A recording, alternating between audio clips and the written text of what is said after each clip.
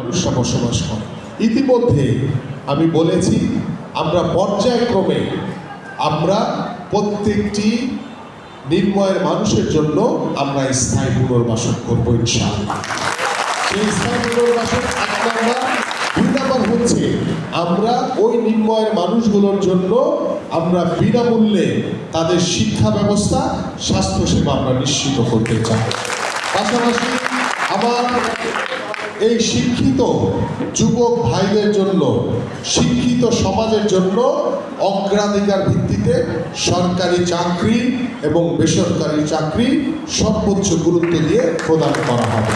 পাশাপাশি আমাদের কারিগরি শিক্ষা, আমাদের ভোকেশনাল শিক্ষার মাধ্যমে আমাদের যারা অর্ধশিক্ষিত রয়েছে বিভিন্ন প্রশিক্ষণের মাধ্যমে তাদেরকে আমরা কর্মসংস্থানের ব্যবস্থা করব ইনশাআল্লাহ।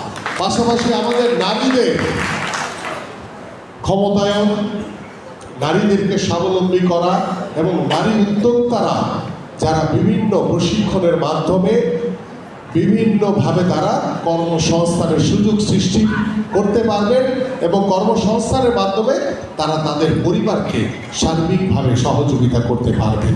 দেখেন আজকে আমাদের এই সমাজে কিন্তু বাংলাদেশে কিন্তু অর্ধেক নারী অর্ধেক পুরুষ। আমাদের নারীদের সংখ্যা অনেক কম, যদি অনেক রাত হয়ে গেছে। বাট আমি আপনাদের নারীদের কাছে আশা করব আপনারা আজকের পর থেকে আপনাদেরকে যেভাবে নির্দেশনা দেওয়া হয়েছে 2 জন 3 জন করে টিম করে করে আমার যে 4টি ওয়ার্ড প্রশাসনিক বা সাংগঠনিক ওয়ার্ড হচ্ছে 8টি ওয়ার্ডে ভাগ হয়ে 2টি থানায় ভাগ হয়ে আপনারা প্রত্যেকটি ঘরে ঘরে যাবেন, গিয়ে ধানের শীষের জন্য আমাদের বিএনপির কি পরিকল্পনা সেই পরিকল্পনাগুলো নিয়ে আপনারা প্রত্যেকটি দোরগোড়ায় পৌঁছে যাবেন। এবং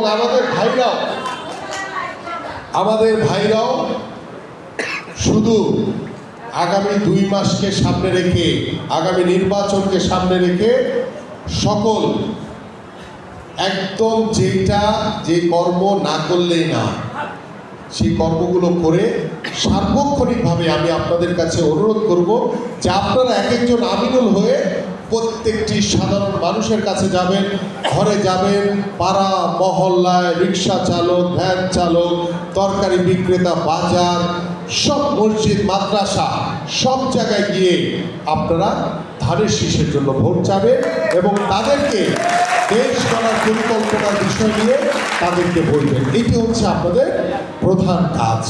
এবং কিছু বিষয় থেকে আপনারা বিরত থাকবেন। সেটি কি?